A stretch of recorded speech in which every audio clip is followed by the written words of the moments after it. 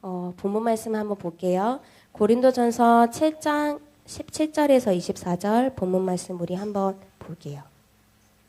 네, 요거를 우리가 같이 읽을 건데요.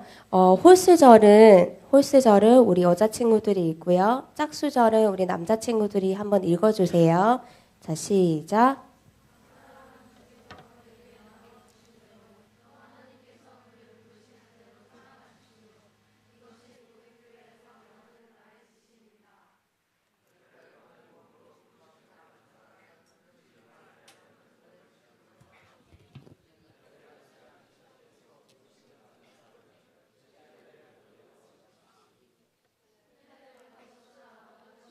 그것은 문제가 아니고 하나님의 계명을 지키는 것이 중요합니다.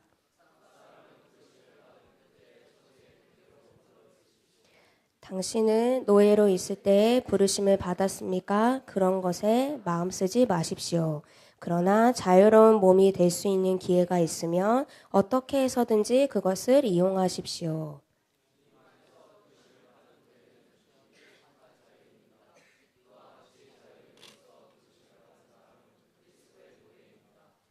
여러분은 하나님께서 값을 치르고 사신 몸입니다. 여러분은 사람의 노예가 되지 마십시오.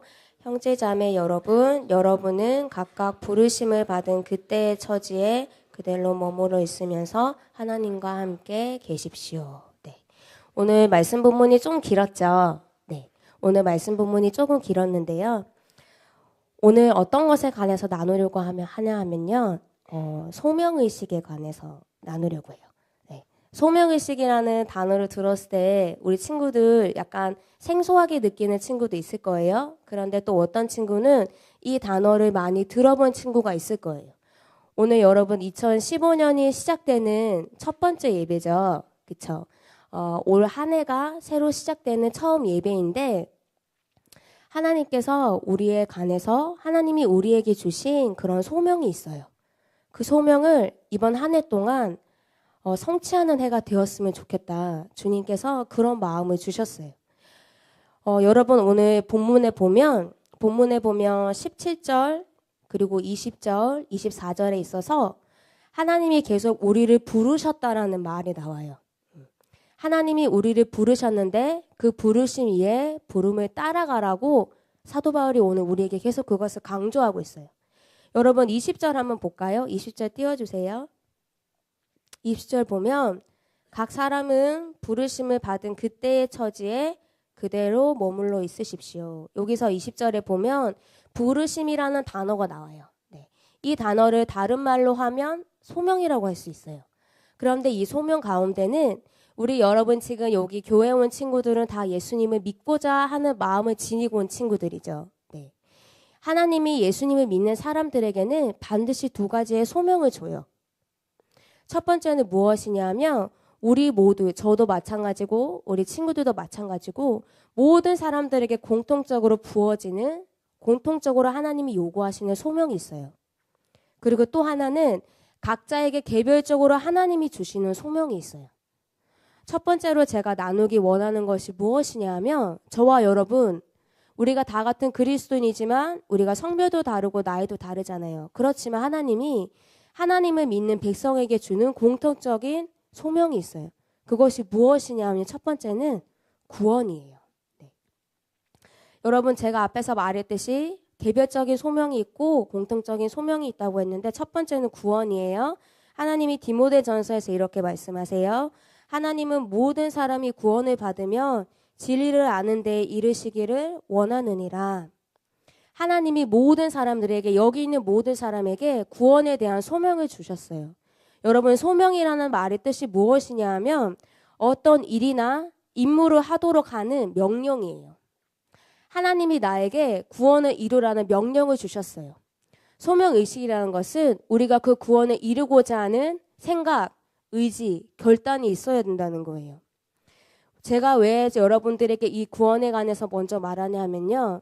이 가장 기본이 되고 공통이 되는 구원이 견고하게 서지 않으면 하나님 여러분 각자에게 주신 얼마나 큰 부르심이 있다 하더라도 그 부르심이 아무런 소용이 없게 되는 거예요.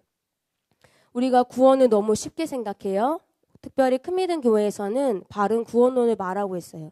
우리 친구들 바른 구원론에 대해서 들어왔기 때문에 때로는 구원에 관해서 너무나 소홀하게 생각하고 구원의 가치에 대해서 깊게 생각하지 않을 때가 너무 많은 거예요.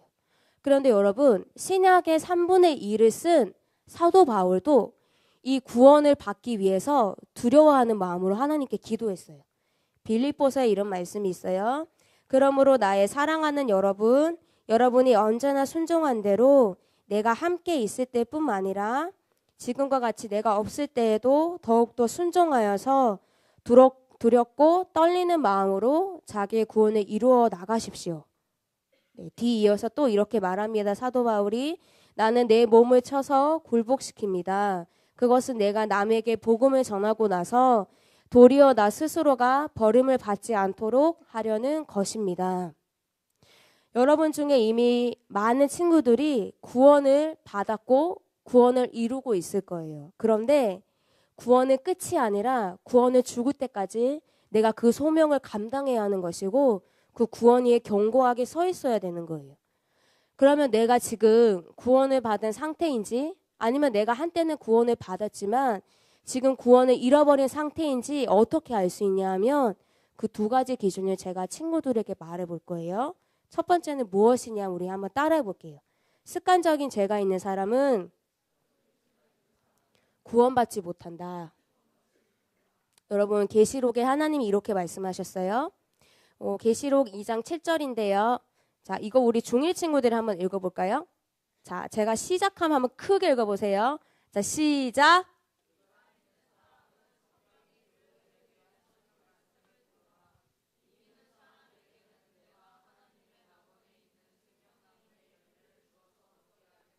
네.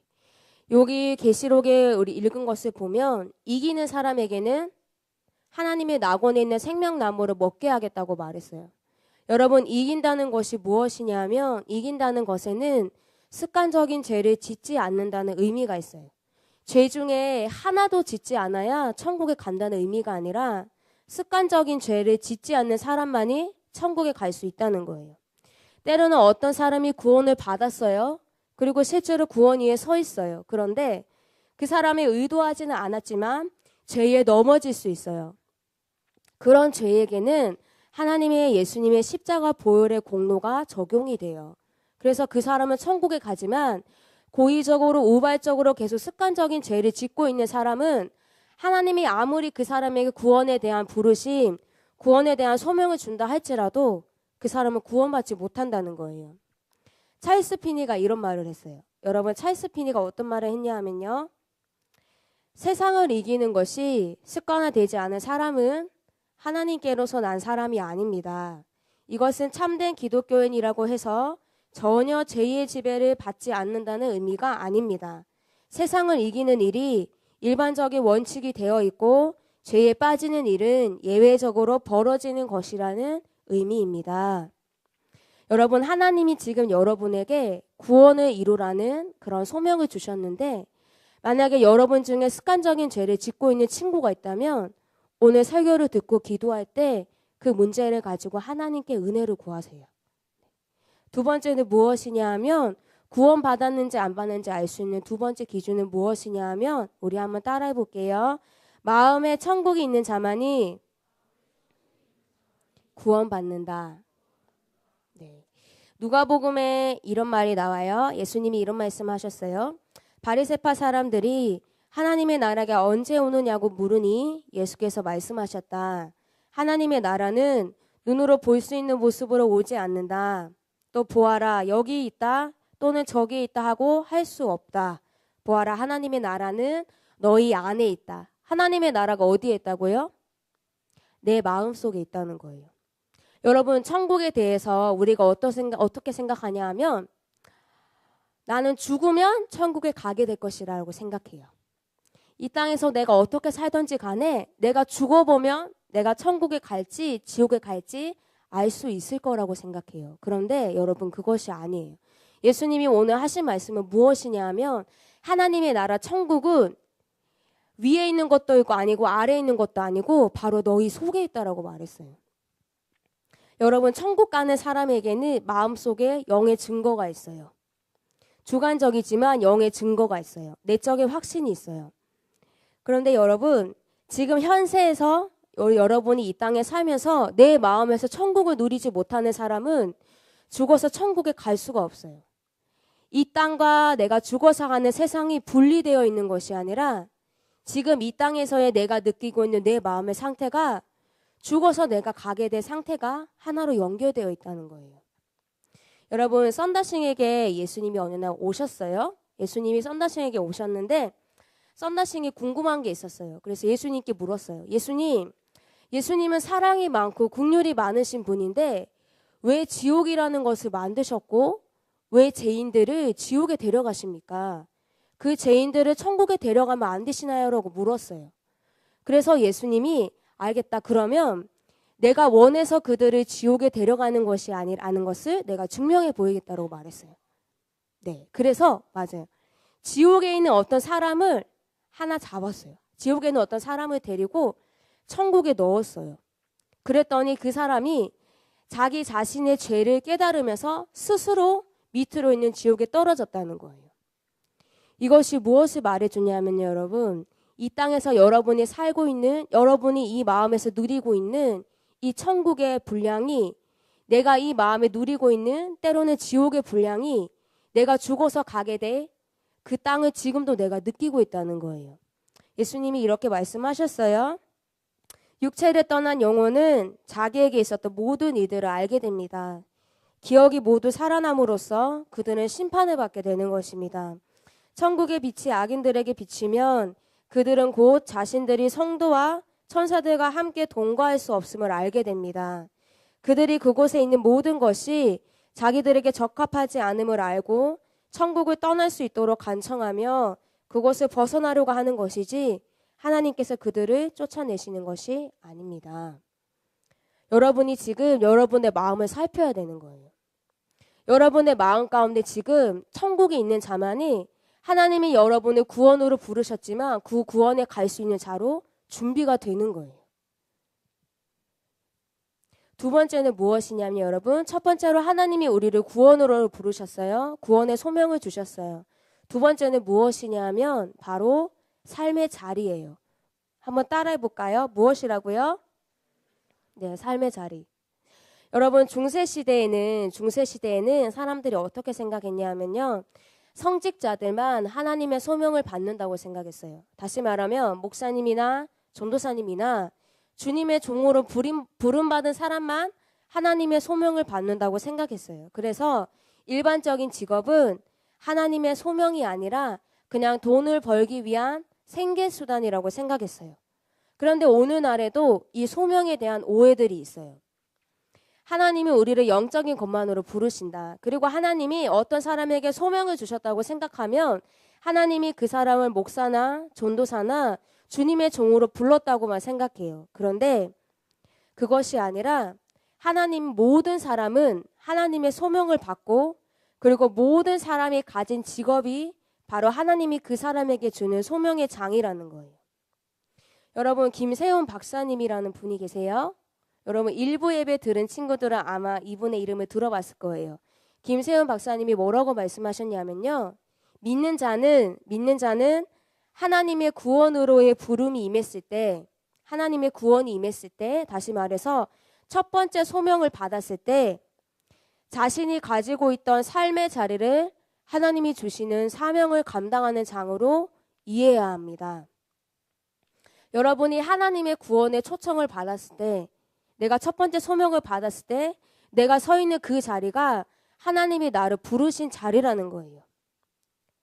여러분 어떤 위치에 있어요? 학교에 가면 무엇이에요, 여러분이? 학생이죠. 집에 가면 뭐예요? 네, 집에 가면 아들, 딸이죠. 또는 언니, 누나, 오빠, 동생이죠. 네. 여러분이 지금 서 있는 곳이 그냥 서 있는 것이 아니라 하나님이 여러분을 부르신 그런 소명의 장소라는 거예요. 여러분, 지금 내가 서 있는 곳에서 내가 어떻게 살고 있는가? 그거는 굉장히 중요한 문제예요. 왜냐하면 하나님의 사용하신 하나님의 사람들, 하나님이 직접 기름을 부으셔서 이 땅을 구원하는 구원자로 쓰신 사람들에게는 공통적인 특징이 있어요. 무슨 특징이냐 하면 그 사람들은 4명 가운데는 하나님이 자기에게 맡기신 것에 대해서 성실하고 충성하고자 하는 마음이 있어요. 여러분, 많은 사람들이 성실함의 힘을 잘 알지 못해요. 하나님이 도구를 찾으실 때, 당신의 통로를 찾으실 때 사람 속에서 무엇을 보시냐면 그 사람 속에 지금 하나님이 나에게 허락하신 자리 가운데서 충성하고자 하는 마음이 있는가, 그거를 반드시 보신다는 거예요. 하나님이 여러분 각자를 향한 놀라운 계획들이 있어요. 하나님이 여러분을 이 땅에 보내실 때 그냥 보내신 것이 아니라 여러분 한 명 한 명을 향한 놀라운 청사진들이 있어요. 그런데 하나님이 여러분을 향한 그런 청사진을 내가 태어났을 때부터 알려주지는 않으세요. 왜냐하면 성경에 하나님이 당신의 사람들을 세우실 때도 보면 하나님이 다윗에게 다윗이 양이 칠 때 내가 너를 왕으로 쓸 것이다 라고 말하지 않았어요. 다윗이 자기에게 주어진 양을 치는 일을 최선을 다하고 있을 때 어느 날 하나님이 보내신 사무엘이라는 선지자가 와서 그에게 기름을 붓고 하나님이 당신의 왕으로 쓰실 것입니다라고 자기의 주된 부르심을 알게 되었다는 거예요. 성경에 보면 하나님의 사람들이 일어날 때 대부분은 사람들이, 주변의 사람들이 그 사람이 하나님의 도구가 될 거라는 것을 알지 못해요. 그렇지만 하나님이 자기가 하나님이 나에게 주신 삶의 자리에 있어서 최선을 다하는 사람을 하나님께서 눈여겨보시고 그런 사람을 하나님께서 기름을 부으신다는 거예요. 고린도전서 4장 2절에 이런 말씀이 있어요. 맡은 자들에게 구할 것은 충성이니라. 네. 사무엘 선지자가 왔을 때 어땠어요, 여러분? 다윗이 자신의 왕으로 세워지는 과정을 보면 사무엘 선지자가 왔어요. 다윗의 집에 왔어요. 그래서 이새가 다윗의 모든 형들을 불렀어요.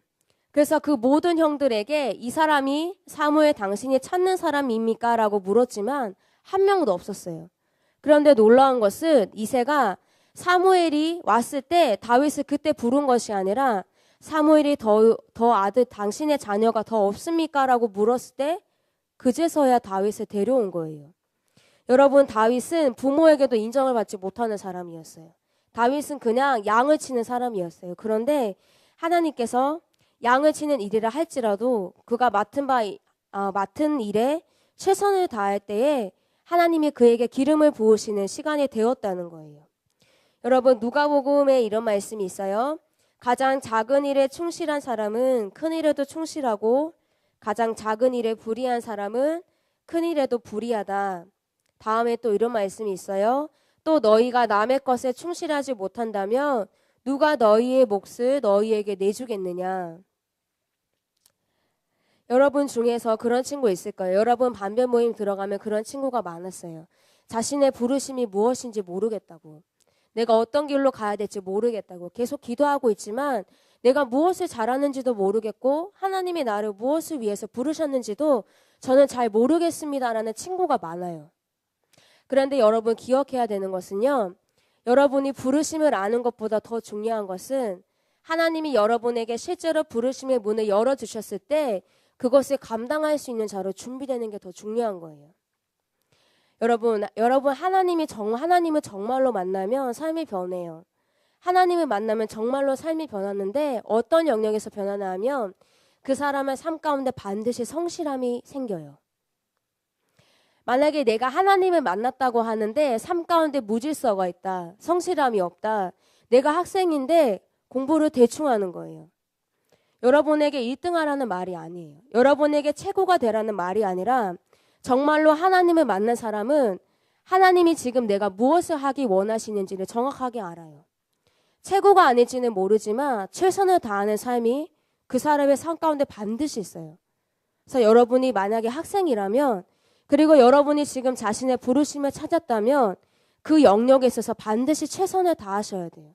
지금 내가 부르심을 모른다고 하지만 지금 나에게 부어진 이 삶의 자리, 학생으로서의 역할, 가정에서는 딸과 아들로서의 역할을 최선을 다해서 하면 하나님이 여러분에게 실제적인 최종적인 부르심의 문을 여실 것이고 내가 그 충실함에 훈련이 되어야지만 하나님이 나에게 진짜 문을 열어주셨을 때 그것을 감당할 수 있는 자로 준비가 된다는 거예요. 여러분 하나님이 다윗을 왕으로 세우셨을 때 다윗에게 왕의 수업을 받지 않게 하셨어요. 하나님이 다윗을 왕으로 세울 거기 때문에 내가 오늘부터 너를 왕이 되는 방법을 가르쳐 주겠다. 1강, 2강, 3강, 4강에서 왕이 되는 강의를 절대 가르치지 않았어요. 하나님은 다윗에게 어떤 훈련을 시켰냐 하면 지금 나에게 주어진 두 번째 소명 자리, 하나님이 지금 나로 하여금 서 있게 한 자리에서 내가 해야 할 일을 최선을 다해서 하게 하셨어요. 그것을 어떻게 알 수 있냐 하면 다윗이 사울 앞에 섰어요. 다윗이 사울 앞에 섰어요. 골리앗이 이스라엘 백성들을 희롱하고 있었어요. 그때 사울이 누가 저 골리앗을 물리치겠느냐라고 물었을 때 다윗이 사울에게 가서 무엇이라 말했냐 하면 내가 양치기 일을 하면서 양을 치는 일을 하면서 사자나 곰이 왔을 때 내가 그것을 한두 번 물리친 것이 아닙니다라고 자신 있게 말해요. 다윗이 왕인 그 사람 앞에 자기가 했던 일을 자신있게 말할 수 있었던 것은 자기에게 주어진 그 삶의 내용을, 삶의 역할을 충실하게 감당했기 때문이었어요. 여러분, 제가 중3 때 예수님을 만났어요. 중3 때 예수님을 만났는데 제가 예수님을 만나고 예수님이 저에게 가장 먼저 많은 것들을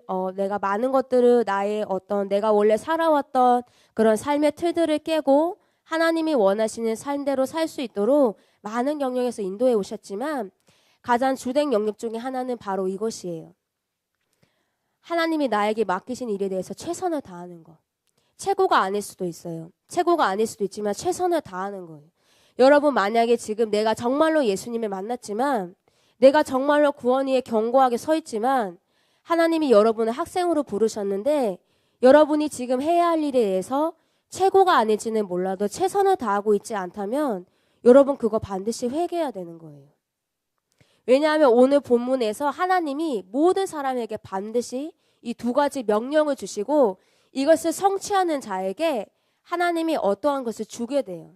그리고 내가 소명을 어떻게 성취하냐에 따라서 나 혼자만 사는 것이 아니라 하나님 나라의 전체적인 계획이 결정된다는 거예요. 여러분, 마지막으로 얘기를 나눌 것이 있는데요. 소명을 감당할 때 기억해야 될 것이 있어요. 여러분이 구원을 받는 것뿐만 아니라 하나님이 지금 나에게 부르신 자리 가운데서 내가 그 일을 감당할 때 기억해야 되는 것이 있어요. 첫 번째는 무엇이냐면요. 한번 따라해 볼게요. 나의 양심에 알려진 사람이 되자. 여러분, 소명을 감당할 때 제일 중요한 것은요. 자신의 양심에 알려진 사람이에요. 제가 어느 날 이렇게 스마트폰을 봤어요. 스마트폰 보다가 다음에 어떤 페이지를 봤어요. 다음에 어떤 페이지를 봤는데 거기 뭐라고 써 있었냐 하면 잘 들어보세요.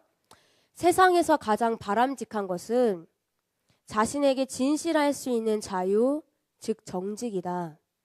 세상에서 가장 바람직한 것은 자기 자신에게 정직하는 것. 그것이 진정한 자유라는 거예요. 제가 이 글을 읽으면서 이 글이 성경은 아니지만 굉장히 성경적이라고 생각했어요. 여러분, 진짜 자유는 어디에서 나오냐면요. 떳떳한 양심에서 나오는 거예요. 진정한 자유는 책임감에서 나오는 거예요. 내가 맡은 일을 최선을 하지 않으면서 책임감도 없으면서 나의 양심 앞에 바로 설 수 없으면서 자유한다는 것은 그것은 자유가 아니라 방종인 거예요. 내가 무엇을 하든지 간에 나의 양심 앞에 떳떳하게 설 수 있어야 돼요. 바울이 살았던 삶의 목적이 이것이었어요. 사도행전에 바울이 했던 고백이 나와요. 사도행전에 바울이 했던 고백이 나와요. 바울이 의회원들을 주목하고 말하였다. 형제 여러분, 나는 이날까지 하나님 앞에서 오로지 바른 양심을 가지고 살았습니다. 또 이렇게 말해요. 그러므로 나도 언제나 하나님과 사람들 앞에서 거리낌이 없는 양심을 가지려고 힘쓰고 있습니다. 바울의 마음 가운데 무엇이 있었냐 하면 내가 하는 모든 일 가운데서 내가 나의 양심에 알려진 사람이 되기를 원한다는 마음이 있었던 거예요. 여러분, 양심이 왜 중요해요? 양심은 어떤 역할을 하냐 하면 나의 영혼을 바른 길로 인도하는 역할을 해요.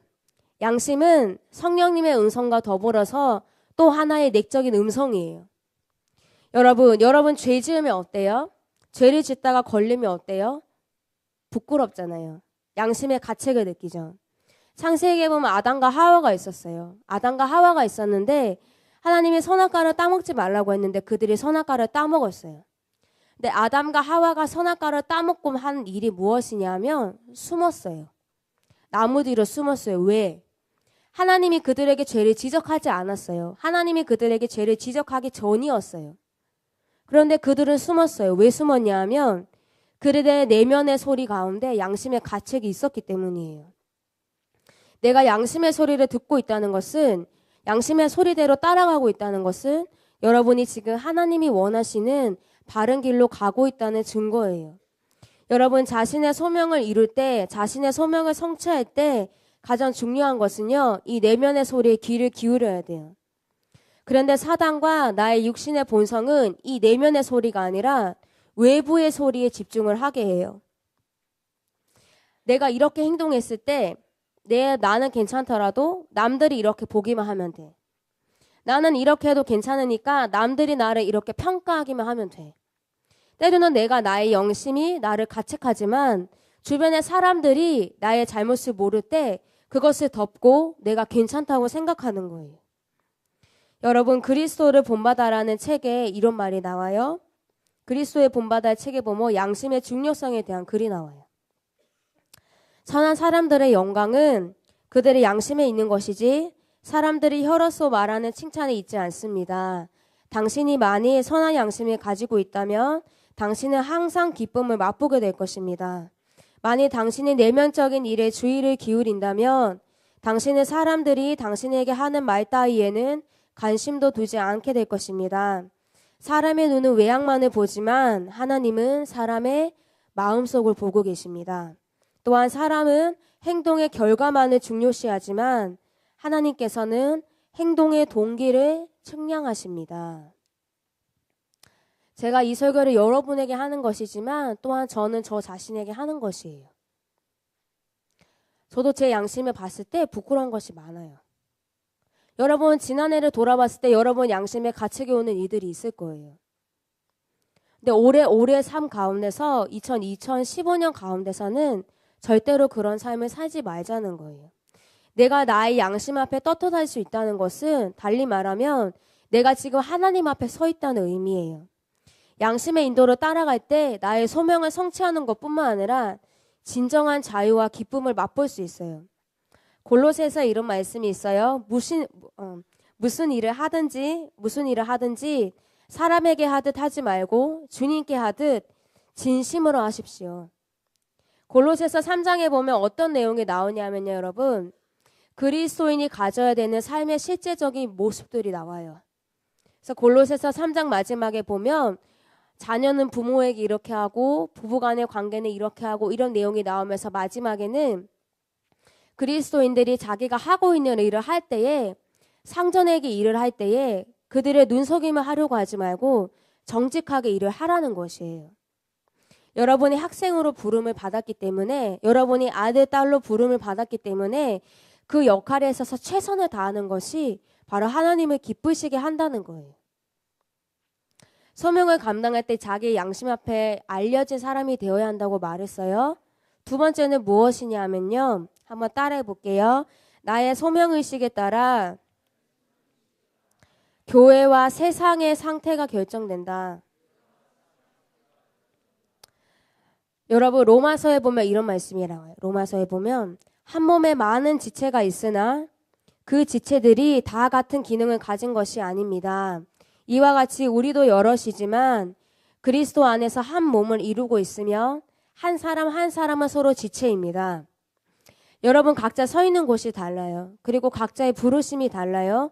그리고 주님께 받은 재능이 다 독특해요.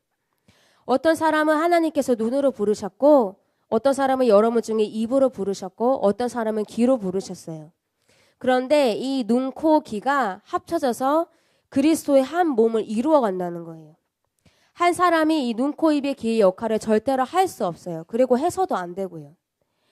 그리스도의 몸을 건강하게 하기 위해서 교회를 굳건하게 세우기 위해서는 지금 나에게 맡겨진 일을 최선을 다할 때에 그리스도의 몸을 견고하게 서가게 된다는 거예요. 고린도전서에서도 비슷한 말을 하고 있어요. 고린도전서에 비슷한 말을 하고 있는데요. 누가 이 터 위에, 이 터는 예수님이에요. 이 예수님, 이 터 위에 금이나 은이나 보석이나 나무나 풀이나 짚으로 집을 지으면 각 사람의 업적이 드러날 것입니다. 그날이 그것을 밝히 보여줄 것입니다. 그날은 불로 나타나기 때문입니다. 그래서 그 불이 각 사람의 업적이 어떤 것인가를 검증하여 줄 것입니다. 어떤 사람이 지은 작품이 그대로 남으면 그는 삭을 받을 것이요. 어떤 사람의 작품이 타버리면 그는 손해를 볼 것입니다. 그 사람은 구원을 받을 것이지만 마치 불 속을 거쳐서 살아나오듯 할 것입니다. 하나님 어떤 말씀을 하냐면요. 예수님의 터 위에 교회를 세우는데 어떤 사람은 금은 보석으로 세우고 어떤 사람은 나무나 풀과 짚으로 세운다는 거예요. 그런데 하나님이 불이 임하게 되면 나무와 풀과 짚으로 세웠던 것은 사라져서 금은 보석만 남고 그 집들이 메꾸었던 자리가 무너지기 때문에 교회가 그 신앙의 공동체가 무너지게 된다는 거예요. 조직이 클수록 여러분, 조직이 클수록 사람이 많을수록 많은 장점이 있어요. 많은 장점이 있지만 그렇지만 또 하나의 부작용이 있어요. 그것이 무엇이냐면 조직의 결속력이 약해지는 거예요. 견고함이 없어지는 거예요. 그래서 전도사님 동생이 둘째 동생이 있어요. 둘째 동생이 이마트에서 아르바이트를 했었어요. 방학 동안. 아르바이트를 했었는데 이마트가 큰 건대 입구 알죠? 건대 입구에 있는 이마트. 엄청 크잖아요. 근데 거기서 아르바이트생들을 감시해요. 왜 감시하냐 하면 아무도 그 사람을 보지 않을 때에 아르바이트에 충실하지 않게 일을 할 것을 알기 때문에 감시를 해요. 그래서 몇 사람의 리더를 세워놓고 돌아가면서 누가 열심히 일을 했는지 안 했는지 감시하고 열심히 일을 하지 않을 때 그 사람에게 가서 말하는 거예요. 일을 제대로 하십시오. 이렇게. 여러분, 그리스도의 몸은 그렇게 할 수 있어요? 그렇게 할 수 없어요. 여러분 중에 어떤 친구는 찬양팀으로 섬기는 친구도 있을 거예요. 그리고 여러분 중에 어떤 친구는 가지장, 부가지장으로 섬기는 친구도 있을 거예요. 그리고 리더십은 아니지만 여러분이 여기 와서 예배를 드리는 역할, 그리고 반별 모임 때 선생님과 친구들과 함께하는 역할을 감당하고 있는 친구들도 있을 거예요. 근데 기억해야 될 것은 여러분이 여러분에게 주어진 교회 내에서의 그리스도의 몸을 세우는데 지금 내가 금으로 세우고 있는지 짚으로 이 예수님의 몸을 세우고 있는지 살펴봐야 된다는 거예요. 여러분 중에 어떤 친구 그래요. 시험기간 되면 교회 안 나와요. 시험기간 되면 교회 안 나오고 리더십 모임 때 한 번씩 리더십 모임 하면 오늘 귀찮아 가기 싫어 안 오는 거예요. 안 오는 것이 단순히 안 오는 것이 아니에요. 여러분이 주어진 소명에 대해서 최선을 하지 않을 때 여러분 한 명 혼자 하는 일이지만 여러분으로 인하여서 예수님의 몸 된 이 교회의 힘이 무너지게 된다는 거예요. 그래서 여러분이 지금 내가 교회 안에서 뿐만 아니라 내가 맡은 바 최선을 다하는 것이 중요한 것이에요. 그리고 또 하나는 나에게 주어진 소명을 어떻게 감당하느냐에 따라서 이 세상의 영적인 상태도 동일하게 결정돼요. 하나님이 여러분을 무엇으로 부르셨어요? 소금과 빛으로 부르셨죠. 사람들이 그렇게 말해요. 이 세상이 타락한 이유, 이 세상이 이렇게 악해지는 이유는 불신자들이 더 악해지기 때문이다. 근데 그것이 아니에요. 여러분, 썩어져 가는 것에 소금이 많으면 많을수록 그 부패를 막을 수 있죠. 세상이 약해지고 있는 것은 불신자들의 책임이 아니라 예수님을 믿는 사람들의 책임이라는 거예요. 여러분이 하나님이 나에게 주신 구원의 소명, 여러분이 서 있는 곳에서 하나님의 모습을 드러내고 내가 해야 할 일을 최선을 다해서 할 때에 나 자신도 모르게 이 세상의 부패함을 내가 맡게 되고 이 세상의 영적인 기준점을 내가 결정하게 된다는 거예요. 교회 전체를 바꾸려고 하는 것이 아니라 내가 할 일을 잘 하게 되면 예수님이 알아서 이 교회와 세상을 거룩하게 만드신다는 거예요. 마지막이에요. 소명을 막는 최대의 적이 있어요. 소명을 막는 최대의 적이 있는데요. 그것이 무엇이냐 하면 따라 볼게요. 게으름. 네. 소명을 막는 것 중에 최대의 것은요. 자기의 능력 없음이 아니에요. 하나님이 여러분에게 부르신 자리에서 하나님의 뜻이 성취되지 않는 것은 여러분이 연약하기 때문이 아니에요. 김옥규 목사님이 옛날에 그런 말씀을 하셨어요. 사람이 망하는 세 가지 이유가 있습니다.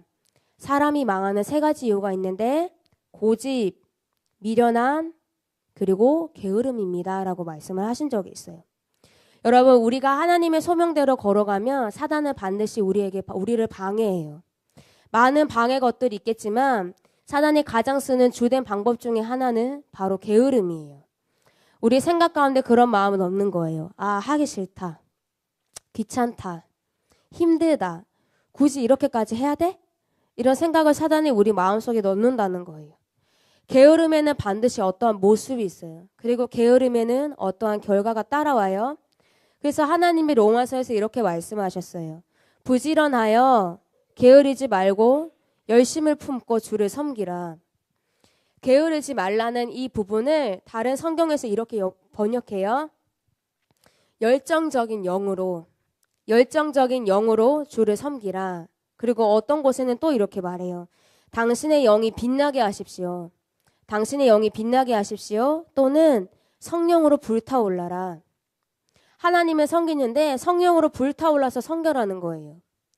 사단은 게으름을 우리 안에 집어넣어요. 그래서 우리 안에 열정이 불이 식게 해요. 어떤 사람이 있어요. 그 사람이 지금은 부족할 수 있어요. 그런데 자기의 소명의식이 투철하고 그 소명을 이루고자 하는 열정이 있으면 그 사람의 미래는 밝은 거예요. 그런데 어떤 사람은 많은 능력이 있어요. 가진 것이 너무나 많아요. 부유한 환경 가운데 살지만 자신 내면 가운데 소명의식이 없어요. 하나님이 나에게 주신 소명이 무엇인지도 모르고 그 소명을 성취하려고 하는 의지도 없고 이 불이 없어요. 그러면 그 사람의 미래는 너무나 어두운 것이에요. 하나님께는 능력이 많은 사람이 필요한 것이 아니라 부족해도 그 소명을 이루고자 하는 불타오르는 영을, 열정적인 사람을 하나님이 찾고 계신다는 거예요. 당신을 향한 하나님의 계획에 이런 말이 있어요. 당신을 향한 하나님의 계획이라는 말에 그런 말씀을 하셨어요, 예수님이. 제가 요약해서 설명할게요. 하나님이 우리를 향한 삶의 계획이 있다는 거예요. 그런데 어떤 사람은 하나님이 나에게 명령하신 것에서 순종을 해요. 순종을 하는데 어떤 마음으로 순종하냐 하면 철저하게 의무감으로 순종해요. 내가 해야 하는 거니까, 하나님이 나에게 주신 것이니까 그렇게 순종을 한다는 거예요. 그런데 그런 사람에게는 어떤 특징이 나타나냐 하면 순종을 하기는 해요. 그런데 힘든 거예요. 내가 하기 싫은데 해야 하니까. 근데 하나님이 우리에게 원하시는 것은 기쁨으로 하기 원하시는 거예요.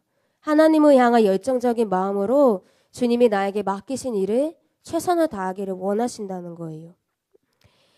데살로니가 전서에 이런 말씀이 있어요. 형제들아 너희를 권면하노니 게으른 자들을 권계하라. 게으른 자들을 권계하라. 이 세 번역은 무질서하게 사는 사람들, 무질서하게 사는 사람을 훈계하라. 잠언은 또 이렇게 말해요. 게으른 사람의 욕심이 스스로를 죽이기까지 하는 것은 어떠한 일도 제 손으로 하기 싫어하기 때문이다.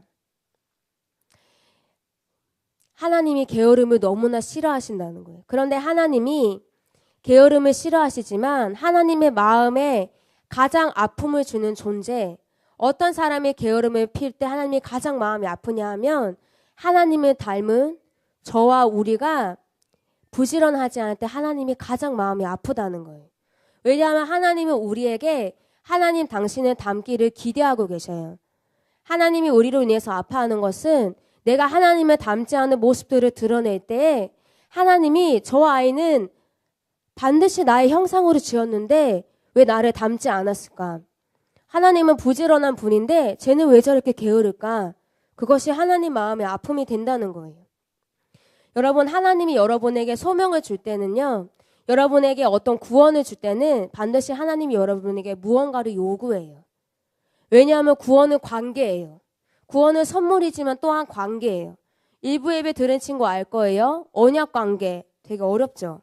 약속을 했다는 거예요. 하나님이 내가 너를 구원해 줄게. 대신 너 이렇게 살아야 돼. 내가 너를 이렇게 해줄게. 너 대신 이렇게 살아야 돼. 근데 너가 이렇게 살지 않으면 내가 너에게 약속했던 구원은 사라지는 거야. 하나님과 우리의 사이가 그런 약속의 관계라는 거예요. 그런데 구원을 받은 자에게는 반드시 이 두 가지의 소명이 임해요. 근데 이 소명을 열심히 하지 않는다는 것은 하나님과의 관계가 깨어진다는 것을 의미해요. 여러분 마태복음에 보면 그런 비유가 나오죠. 1달란트 받은 사람, 5달란트 받은 사람, 10달란트 받은 사람이 나와요. 여러분 중에 어떤 친구는 좋은 부모를 만났고 좋은 것을 만났고 영적인 유산들이 많고 내가 가진 것이 많아서 10달란트를 받은 친구도 있을 거예요. 그런데 어떤 친구는 나는 부모님도 믿지 않고 나는 우리 집 환경도 가난하고 나는 내세울 것이 없다. 1달란트를 받은 친구도 분명히 있어요. 그런데 하나님이 여러분에게 반드시 결산하는 때가 온다는 거예요. 마태복음에 보면 하나님이 여러분에게 완벽을 요구하는 것이 아니라 너가 얼마나 정직하게 최선을 다했니? 그것을 보신다는 거예요. 2달란트 받은 사람은 2달란트밖에 못 남겼어요. 그리고 5달란트 받은 사람은 5달란트밖에 못 남겼어요. 우리는 그렇게 생각할 수 있어요. 5달란트나 더 많이 받았으니까 저 2달란트 받은 사람은 잘못한 거야. 근데 그것이 아니라 하나님은 우리가 시작하는 시작점이 어딘지를 아세요. 그런데 하나님은 내가 가진 것이 적다 할지라도 최선을 다해서 1달란트든 2달란트든 하나님께 새로 드릴 것이 있는 사람이 되기를 원하신다는 거예요. 하나님 뭐라고 하셨어요? 달란트를 남긴 사람에게는 착하고 충성된 종아라고 하셨어요. 반주 좀 해주세요. 착하고 충성된 종아라고 하셨어요. 그런데 하나님이 주신 달란트를 남기지 않은 사람에게는 악하고 게으른 종아라고 하셨어요. 하나님이 오늘 여러분을 구원으로 부르셨어요. 여러분 지금 가진 것을 보세요. 여러분 지금 가진 것 중에 하나님이 주지 않으신 것이 하나도 없어요. 여러분이 지금 숨쉬고 있는 이 공기가 3초만 사라져도 1분만 사라져도 3분만 사라져도 우리가 다 살지 못해요. 하나님이 우리에게 주신 은혜가 너무나 크기 때문에 그것을 당연하게 받아들일 때가 너무나 많다는 거예요. 하나님이 여러분을 구원으로 부르셨어요. 하나님이 여러분을 학생으로 부르셨어요. 아들과 딸로 부르셨어요. 그런데 여러분 그 소명의 자리에서 얼마나 그것을 성취하려고 노력하세요?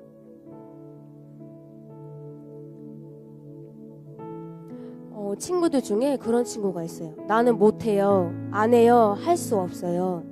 나는 저게 어려워요. 그런 마음을 버리세요. 하나님은 여러분을 강하게 부르고 계세요. 그리고 세상보다 크신 이가 여러분 안에 여러분과 함께하고 계세요. 못한다, 하기 싫다는 말을 하지 마세요. 하나님은 열정적인 사람을 찾고 있어요. 때로는 서툴러도 때로는 실수해도 그 사람의 하나님이 나에게 맡겨주신 것에 대해서 최선을 다하려고 하는 그런 빛나는 영을 가진 사람을 하나님이 찾고 있다는 거예요. 한 가지만 더 얘기하고 나눌게요. 불을 꺼주시면 될 것 같아요. 여러분 정말 소명의식이 있는 사람, 나의 소명이 무엇인지 아는 사람에게는 또 하나 특징이 나타나요. 사명감이 반드시 있어요. 여러분 지금 사명감이 있으세요? 여러분 지금 여러분 서 있는 자리에서 최선을 다하고 계세요? 최고가 아니라 완벽하라는 말이 아니라 1등을 하라는 말이 아니라 최선을 다하고 있냐는 거예요. 여러분 지금 방학했죠? 여러분 하나님이 나에게 부르신 자리에서 최선을 다하세요. 왜냐하면 여러분이 여러분 부르심에서 왕이 되어야 하기 때문이에요. 모든 사람이 다른 사람을 구원해야 되는 책임이 있어요. 그런데 모든 사람이 물론 여러분을 통해서 그 영혼들이 구원받도록 기도해야 되지만 모든 사람이 기도만 하고 있을 수는 없어요. 누군가는 세상을 향해서 나아가야 하고 누군가는 삶을 통해서 예수님이 이런 분이라는 것을 보여줘야 되는 거예요. 하나님은 여러분을 종으로 부르시지 않으세요. 하나님은 여러분 부르신 그 소명의 자리에서 왕으로 부르세요. 왜냐하면 내가 왕이 될 때에 내가 왕이 되어서 높아지면 높아질수록 하나님을 더 잘 섬길 수 있고 영혼들을 더 잘 섬길 수 있어요. 여러분 보세요. 한 회사의 사장이 예수님을 믿어서 전도를 하는 것과 어떤 회사의 말단 직원이 예수님을 전도하는 것. 제가 그 직원을 비하하는 게 아니에요. 제가 말하려는 의도를 아시죠? 그 사람이 전도하는 것은 말의 파급 효과가 다른 거예요. 여러분이 어떤 영역으로 내가 서 있던지 간에 그 영역에 있어서 왕이 되어야 하는 거예요. 만왕의 왕이신 예수님을 위해서 내가 왕이 되어야지만 나를 통해서 예수님의 이름이 계속 높여지는 거예요. 우리가 같이 기도하기 원해요. 여러분 자신을 한번 되돌아보세요. 여러분 지금 서 있는 자리가 어디에 서 있으세요? 하나님이 여러분 무엇으로 부르고 계세요? 네, 하나님이 여러분에게 이 소명을 주시는데 이 소명을 얼마나 감당하고 계세요? 여러분 이 소명을 얼마나 감당하고 계세요? 여러분 한 명이 어떻게 사는가가 그냥 나 혼자의 삶이 아니라 여러분이 하나님의 몸된 교회 가운데 이 세상 가운데 짚을 뿌리고 풀을 뿌리고 있는 거랑 마찬가지입니다. 여러분이 금과 은과 보석이 되어야 해요. 하나님의 집을 견고하게 해줄 수 있는 금은 보석이 되어야 하고 이 세상을 밝힐 수 있는 빛과 소금이 되어야 해요. 우리가 같이 기도할게요. 시간이 얼마 남지 않았지만 우리가 방언으로 같이 기도할게요. 여러분 생각하면서 성령님이 여러분에게 찔림을 주신 것이 이미 있어요. 여러분의 양심이 살아있기 때문에 성령님이 이미 찔림을 주신 것이 있어요. 그것을 가지고 하나님께 나아가세요. 하나님, 내가 이 문제가 해결되기 원합니다. 하나님이 나를 어디로 부르셨는지 내가 정확하게 압니다. 그렇지만 하나님, 지금 내 마음 가운데 그 열정이 있습니까? 하나님, 지금 내 마음 가운데 열정적인 영을 지니고 있습니까? 내가 교회 안에서, 학교 안에서, 가정 안에서 주님께 드릴 수 있는 빛나는 영을 지금 지니고 있습니까? 여러분 지금의 영이 빛나고 있습니까? 하나님께 빛나고 있습니까? 하나님이 우리를 찾고 계신 거예요. 열정적인 사람을 찾고 계신 거예요. 하나님이 나에게 주신 소명에 대해서 그 소명을 이루고자 하는 사명감을 지닌 주님의 종을 찾고 계신 거예요. 우리 같이 방언으로 기도할게요. 성령이 지금 우리 친구들에게 임하시옵소서. 이미 성령님이 내 마음 가운데 찔림을 주셨습니다. 이미 성령님이 내 마음 가운데 깨닫게 하셨습니다. 주님, 내가 그것을 가지고 주님 앞에 나아갑니다. 주님, 나는 나 혼자만의 생각이 있습니다. 나의 행동과 나의 생각과 나의 삶이 하나님의 나라에 영향을 미치는 것이 아니라 그냥 대충 살아도 그냥 귀찮으니까 하기 싫으니까 게으르게 살면서도 그것이 얼마나 큰 문제점인지, 나의 게으른 모습이 얼마나 하나님의 마음을 아프게 하는 것인지 내가 모르고 살았습니다. 성령님, 지금 나의 마음 가운데 지우시랑 종이 될 수 있는 종의 마음을 부으시옵소서. 하나님이 나에게 1달란트를 주셨던, 5달란트를 주셨든 10달란트를 주셨든 내가 나의 모든 열정을 다해서 주님께 올려드릴 수 있는 자가 되기를 원합니다.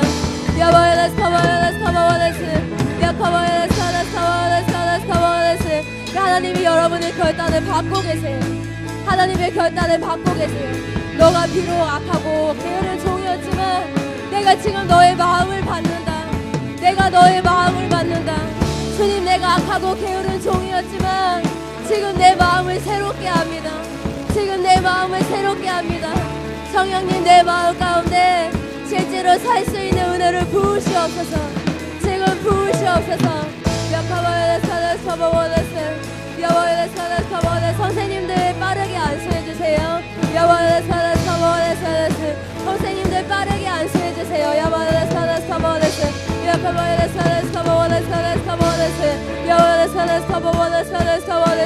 여러분 게으름을 회개하세요. 게으름을 회개하세요. 게으름을 회개하세요. 하나님은 열정적인 분이십니다. 하나님은 빛이십니다. 하나님은 빛이십니다.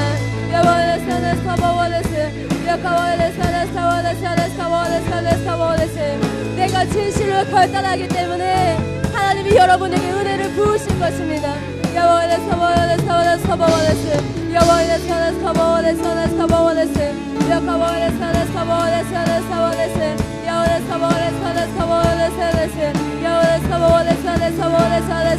내가 주님 앞에 섰을 때 주님이 선하고 충성된 종아라는 평가를 받을 수 있는 사람이 되게 하소서.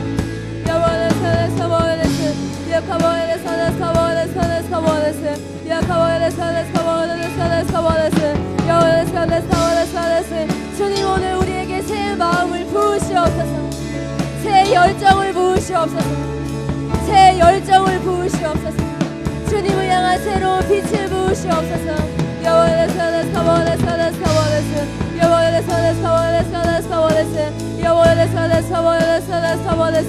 하나님의 나라를 굳건하게 할 수 있는 사람, 이 세상의 타락을 막을 수 있는 사람, 이 그리스도의 몸을 견고하게 세울 수 있는 사람, 그 사람이 내가 되기를 원합니다. 금은 보석과 같은 사람이 되기를 원합니다.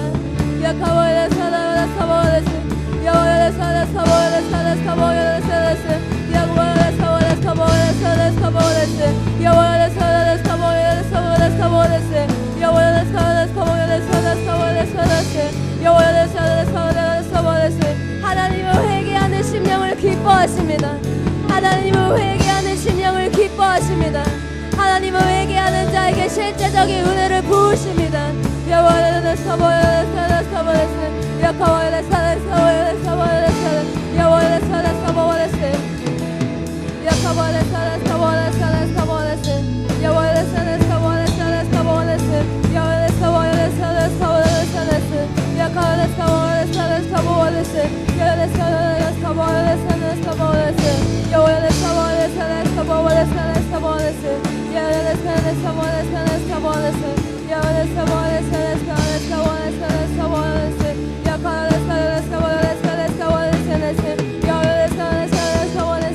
나의 게으른 모습이 주님의 마음을 얼마나 아프겠어요. 나의 게으른 모습이 주님의 마음을 얼마나 아프겠습니까?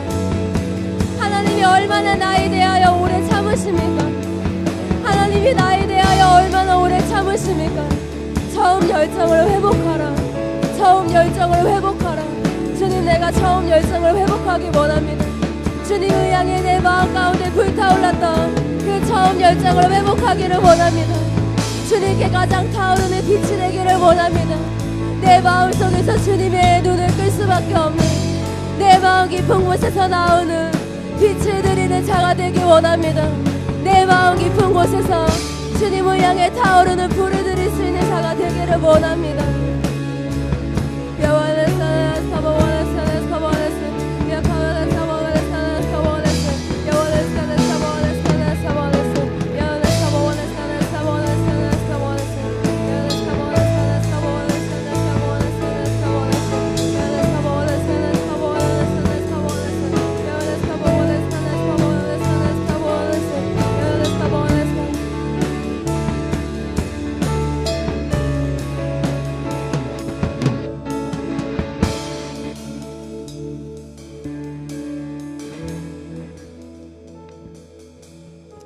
하나님 감사합니다. 우리 친구들에게 새로운 마음을 주셔서 감사합니다. 우리 친구들 마음 가운데 새로운 결단을 주셔서 감사합니다. 주님, 이 마음이 실제가 될 수 있는 은혜를 우리 모두에게 부으시옵소서. 그 은혜를 우리 친구들 한 명 한 명 각자에게 지금 부으시옵소서. 주님 오셨을 때에 게으르고 악한 종이 아니라 주님께 칭찬받는 사람, 하나님이 나에게 적은 것을 주셨을지라도 내가 그것을 주님께 드리는 사람이 되기를 원합니다. 성령님 감사합니다. 운행해 주셔서 감사합니다. 예수님의 이름으로 기도드렸습니다.